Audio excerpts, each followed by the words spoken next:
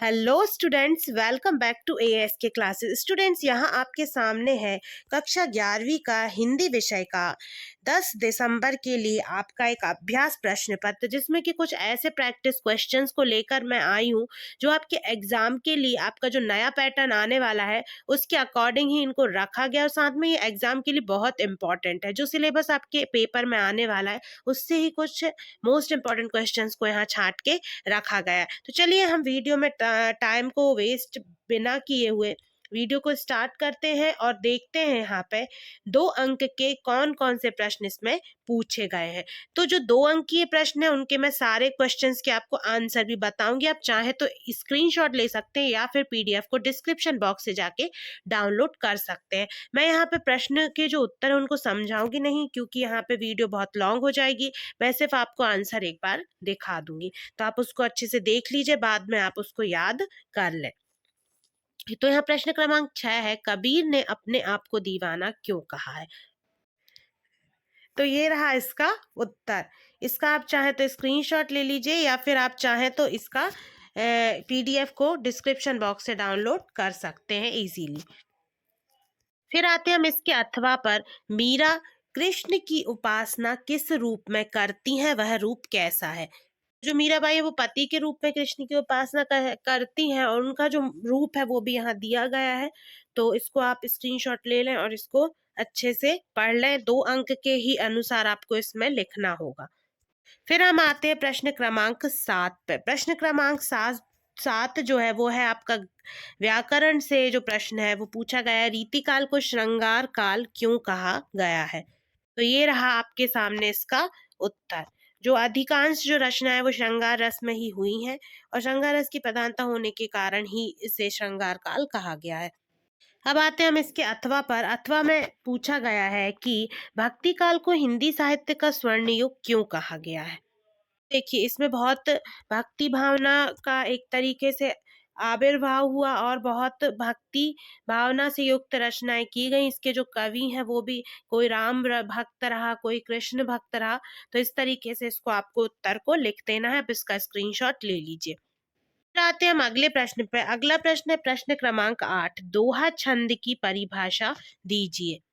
तो देखिए, ये है दोहा छंद की परिभाषा। ठीक है, उसके नीचे इसका उदाहरण भी है, स्क्रीनशॉट ले लीजिए इसका। अब आते हैं हम अगले प्रश्न पर।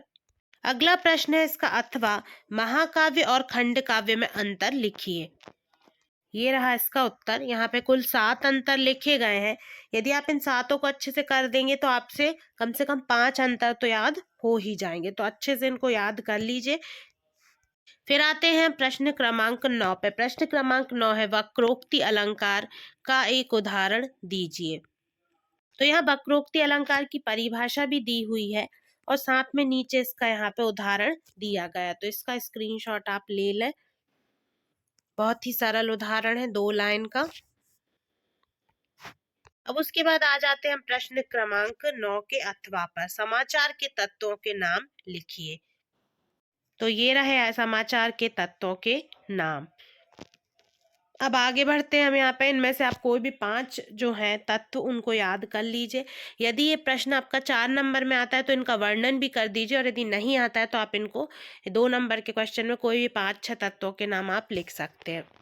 उसके बाद आते हैं प्रश्न क्रमांक 10 पर। प्रश्न क्रमांक 10 में पूछ रहा है कि चंपा को किस बात पर अचरज होता है और क्यों। तो ये देखिए, ये रहा इसका उत्तर। अब आते हैं हम इसके अथवा पे। प्रश्न क्रमांक 10 का अथवा, नई कविता की विशेषताएं लिखिए। तो ये यहाँ पे रहा इसका उत्तर। कुल 4 विशेषताएं लिखी हुई हैं। इनका स्क्रीनशॉट ले लीजिए, इनको याद कर लीजिए अच्छे से। उसके बाद आते हैं हम अगले प्रश्न पर। अगला प्रश्न है प्रश्न क्रमांक 11। प्रश्न क्रमांक 11 में पूछा गया है कि शब्द शक्ति से क्या तात्पर्य है, और शब्द शक्ति का यहाँ पे आपको एक उदाहरण भी लिखना है। तो यहाँ पे इस वाले प्रश्न के उत्तर में 2 प्रश्न छुपे हुए हैं। 2 प्रश्नों के हमें उत्तर देना है। चलिए हम देख लेते हैं। तो सबसे पहले यहाँ पे हम देखेंगे कि शब्द शक्ति किसे कहते हैं। हाँ, एक परिभाषा हो गई शब्द शक्ति की। ठीक है, इसका स्क्रीनशॉट ले लीजिए। उसके बाद फिर आगे आते हैं हम। तो यहाँ पे आपको उसके बाद फिर यहाँ पे देखिए ये जो शब्द शक्ति का उदाहरण है ना, तो इसमें यहाँ पे ये उदाहरण हो गया और आप एक और उदाहरण देख सकते हैं यहाँ पे। तो ये नीचे ये यहाँ पे भी दूसरा उदाहरण दिया गया है। इसका स्क्रीनशॉट लेके इसको अच्छे से आप पढ़ लीजिए तो आपको पता भी चल जाएगा लक्षण शब्द शक्ति क्या होती है। तो इसका भी स्क्रीनशॉट ले लीजिए। अब आते हैं प्रश्न क्रमांक 11 पे। प्रश्न क्रमांक 11 का जो अथवा है वो बोलता है कि शब्द युग्म किसे कहते हैं, इसका आपको उदाहरण देना है। तो ये वाला जो क्वेश्चन है वो आपका होमवर्क है और आपको ये वाला क्वेश्चन खुद ही कंप्लीट करना है।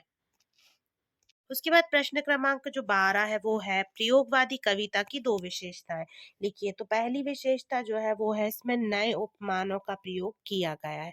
ठीक है, तो नवीन उपमानों का प्रयोग ये जो है ये प्रयोगवादी जो कविता है उसकी प्रमुख विशेषता है, नवीन उपमान का प्रयोग। ठीक है, उपमानों का प्रयोग ये हो गई एक विशेषता। दूसरी हो गई प्रेम भावनाओं का खुला चित्रण।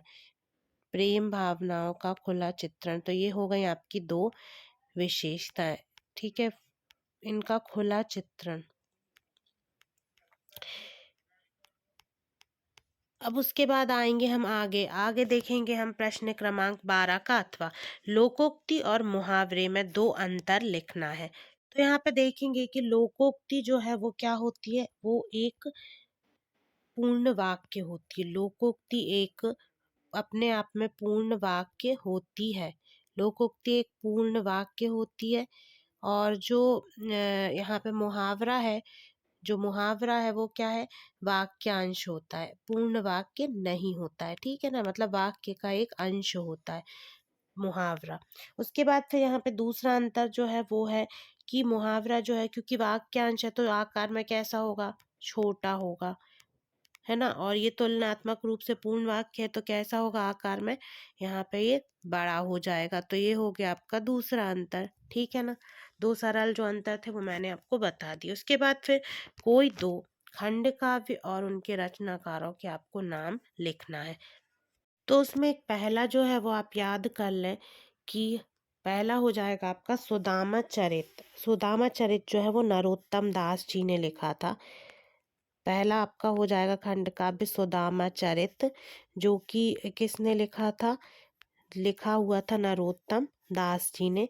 और दूसरा जो हो जाएगा वो हो जाएगा आपका पंचवटी। तो पंचवटी जो है वो लिखा था मैथिली शरण गुप्त ने। तो दोनों ध्यान रखिए, सुदामा चरित जो है वो नरोत्तम दास ने और जो पंचवटी है वो लिखा था मैथिली शरण गुप्त ने। ठीक है, उसके बाद फिर अगला प्रश्न है यमक अलंकार की परिभाषा उदाहरण सहित लिखिए। तो ये आपको खुद करना है, अलंकार की परिभाषा के साथ उसका उदाहरण। ठीक है, उसके बाद फिर आ जाते हैं हम प्रश्न क्रमांक 14 पे। ये मैं बता चुकी हूँ अभी, एक उदाहरण भी बताया था, उसमें परिभाषा भी दी गई थी। उसके बाद फिर आते हैं अगले प्रश्न पे, इसके अथवा पे। अथवा में क्या पूछा गया है, मियां नसरुद्दीन के व्यक्तित्व की कोई दो विशेषताएं आपको लिखना है। तो ये रही इसके इनके व्यक्तित्व की दो विशेषताएं। अब आते हैं हम प्रश्न क्रमांक 15 पे। प्रश्न क्रमांक 15 कहता है कि नमक का दरोगा जो कहानी है उसमें कौन सा पात्र आपको सबसे अधिक प्रभावित करता है और क्यों। ये आप चाहे तो अपने अनुसार भी लिख सकते हैं, पर यहाँ दिया गया है कि मुंशी जो वंशीधर है वो सबसे ज्यादा प्रभावित करते हैं और उनकी कुछ विशेषताएं दी गई हैं। तो इनको अच्छे से आप याद कर लीजिए क्योंकि उसमें दो प्रश्न पूछे गए हैं कि कौन सा पात्र और क्यों। फिर आते हैं हम इसके अथवा में, राजस्थान में कुएं किसे कहते हैं। तो ये रहा इसका उत्तर, जो छोटा कुआं है उसे कुएं कहा जाता है। फिर आते हैं प्रश्न क्रमांक 16 पे। सूर्यकांत त्रिपाठी निराला या फिर रघुवीर सहाय की साहित्यिक जो काव्यगत विशेषता है उनको दो रचनाएं, भाव पक्ष और साहित्य में स्थान, इन तीन बिंदुओं के आधार पर आपको वर्णन इनका करना है। तो चलिए इन्हें देख लेते हैं। ये देखिए ये रही इनकी रचनाएं, साथ में काव्यगत विशेषता और साहित्य में स्थान। तो इनका स्क्रीनशॉट ले लीजिए, ये यहाँ पे दिया हुआ है, ये दिया हुआ है आपका सूर्यकांत त्रिपाठी निराला का। फिर आते हैं प्रश्न क्रमांक 17 पर। प्रश्न क्रमांक 17 में पूछा गया है कि निम्न बिंदुओं के आधार पर हरिवंश राज बच्चन अथवा हजारी प्रसाद द्विवेदी का साहित्यिक परिचय आपको लिखना है, जिसमें पॉइंट क्या होंगे, दो रचनाएं, भाषा शैली और साहित्य में स्थान। तो ये देखिए, ये आचार्य हजारी प्रसाद द्विवेदी की जो भाषा शैली है वो आपकी यहाँ पे दी गई है। 2 रचनाएं भी दी हुई हैं। उसके बाद भाषा शैली में यहाँ पे हम देख लेंगे, ये आप स्क्रीनशॉट ले लें इसका।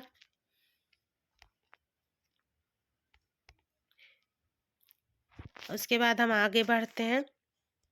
आगे पूछा गया प्रश्न क्रमांक 18 में कि कंप्यूटर शिक्षकों की आवश्यकता हेतु एक विज्ञापन आपको बनाकर लिखना है। उसके बाद अथवा क्या है कि शिक्षक और छात्र के बीच होने वाला एक संवाद लिखना है, जिसमें कि इसका टॉपिक क्या हो कि छात्र के कक्षा में विलंब से पहुंचने पर उन दोनों के बीच में क्या संवाद हुआ, शिक्षक और छात्र के बीच में। तो इन दोनों प्रश्नों का उत्तर हम देख लेते हैं। एक, या तो आपको विज्ञापन बनाना है और नहीं तो फिर यहाँ पे एक संवाद लिखना है जिसमें कि छात्र देरी से आया है और शिक्षक और उसके बीच में जो बातचीत हो रही है उसे। ये रहा यहाँ पे विज्ञापन। इसको आप थोड़ा सा और अट्रैक्टिव बना सकते हैं, कुछ डिज़ाइन यहाँ पे बना के आप इसको फॉर्मेटिंग कर सकते हैं। उसके बाद फिर यहाँ पे आप भाषा में भी विद्यालय का पूरा नाम लिख सकते हैं, दिनांक कितनी होगी, अनुभव क्या है, वेतन को आप इतने रुपए में जो भी आपको लिखना है वो लिख सकते हैं। साथ में शिक्षकों की भर्ती की जानी है, ये करके आप इसको मेंशन कर सकते हैं। उसके बाद फिर अगला जो था वो कक्षा में देर से आने पर ये जो छात्र और शिक्षक के बीच में संवाद है वो यहाँ पे दिया गया। इसका आप स्क्रीनशॉट ले लें, इसको आप अपनी भाषा में भी लिख सकते हैं। फिर ये है प्रश्न क्रमांक 19।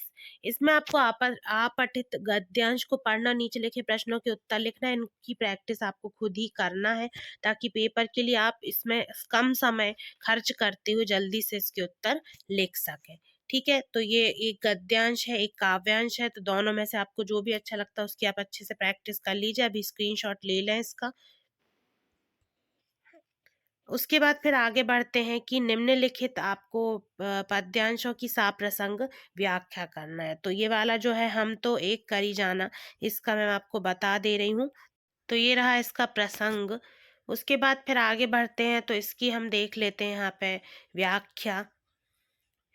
और व्याख्या आगे और है, ये पूरी व्याख्या है इसकी। इसको एक बार में स्क्रीनशॉट आप ले लीजिए। अब इसका ले लीजिए स्क्रीनशॉट, ऊपर भी थी। उसके बाद फिर यहाँ पे विशेष दिया हुआ है, इससे संबंधित कुछ 2-4 विशेष बातें आप इसकी जरूर लिखते हैं। फिर आते हैं हम अगले प्रश्न में, प्रश्न क्रमांक 21 पर। यहाँ पे जो गद्यांश दिए गए हैं उनकी आपको साप्रसंग व्याख्या करना है। तो यहाँ पे देखते हैं मियां नसरुद्दीन वाला जो गद्यांश है उसकी व्याख्या। तो ये रही इसकी व्याख्या, संदर्भ और प्रसंग। अब उसके बाद हम आगे बढ़ते हैं। यहाँ पे आपको प्रश्न क्रमांक जो 22 है उसमें क्या करना है कि परीक्षा काल में ध्वनि विस्तारक यंत्रों के बजाने पर रोक लगाने हेतु यहाँ पे जिलाधीश को प्रार्थना पत्र लिखना है। साथ में अथवा में अपने पिताजी को अपनी परीक्षा की तैयारी के विषय में पत्र लिखना है। तो ये वाला जो है वो मैं आपको बता दे रही हूँ। नीचे है यहाँ पे एक विषय पे आपको रूपरेखा लिख के और निबंध लिखना है। तो इनमें से किसी भी एक विषय पे आप निबंध लिख लें। बाकी ध्वनि विस्तारक यंत्रों पर रोक लगाने हेतु जो आवेदन पत्र है वो मैं आपको बता देती हूँ। ये रहा आपका प्रार्थना पत्र। ठीक है, इसमें आप स्क्रीनशॉट लेते चलें।